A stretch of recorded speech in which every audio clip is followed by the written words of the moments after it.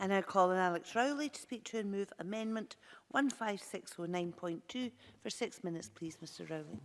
Thank you, Presiding Officer. The development of a strategy for loneliness and isolation has been supported across this chamber by all parties in a number of debates over a number of years. The strategy also builds on the important work that was carried out by the Joe Cox Commission, which found that 9 million people across the UK are lonely. So in moving Labour's amendment today, I would want to give our ongoing support to this strategy. I would also want to make clear that having a strategy is important, and it is important that all levels of government, communities and Civic Scotland are part of that strategy with a commitment to making it work. But it is also very clear that the current political choice of austerity in the UK is leading to more isolation and more people experiencing loneliness.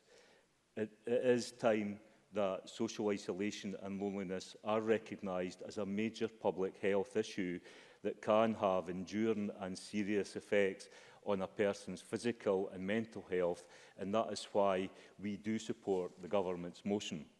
Our amendment is designed to highlight that for this strategy to work, there is a need for investment and a need to end austerity.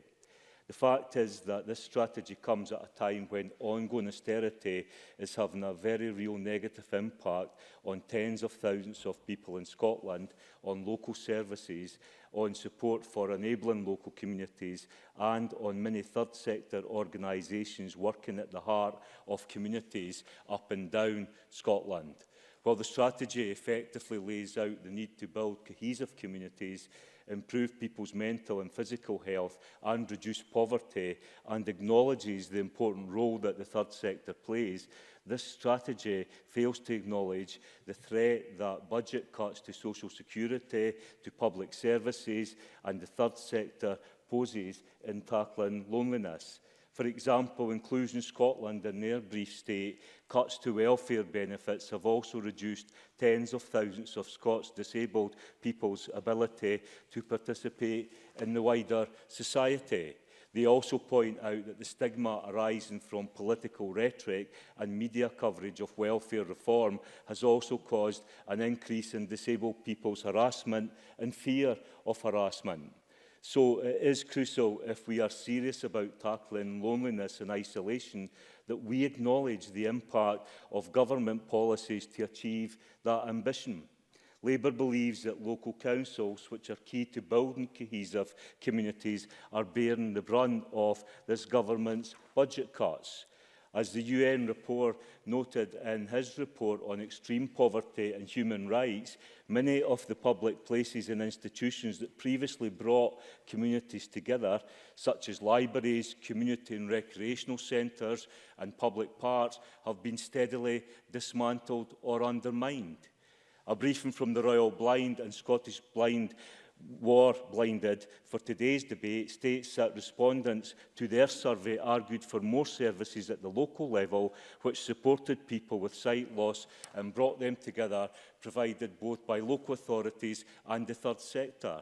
So I would argue that the £1 million fund to support innovative projects and approaches to bring people together, whilst being welcome, is a drop in the ocean compared to the £319 million cut local government is facing if the government's budget passes in its current form. There is no doubt that cuts to councils will impact on the strategy. You only have to look at some of these cuts to see that that's a fact. Last year, Inverclyde withdrew free swimming for over 60s. Edinburgh Council's recent budget proposals include £350,000 budget cut to Edinburgh Leisure, followed by 3 years of £1 million cut to their budget. Murray Council are proposing to shut 2 swimming pools and libraries.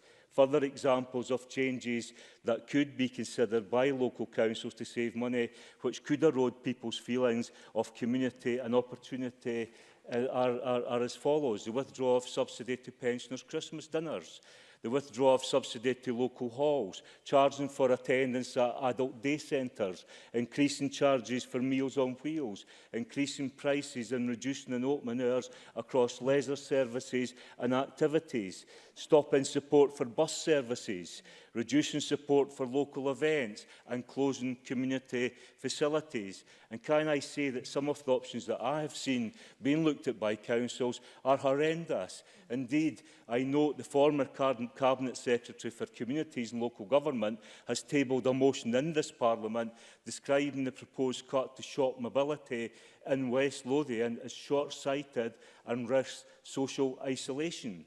I have to say there is not much point of MSPs in here lining up to attack the frontline cuts when they, the very same people, voted through those horrendous cuts onto the councils. And that really is the main point. There is a consensus in here that we need to address these issues. But the bottom line, Presiding Officer, is failed austerity is impacting on every community, it's impacting on local organisations that are at the heart of the community. So if we're going to address loneliness and isolation, we have to put resources and we have to stop austerity.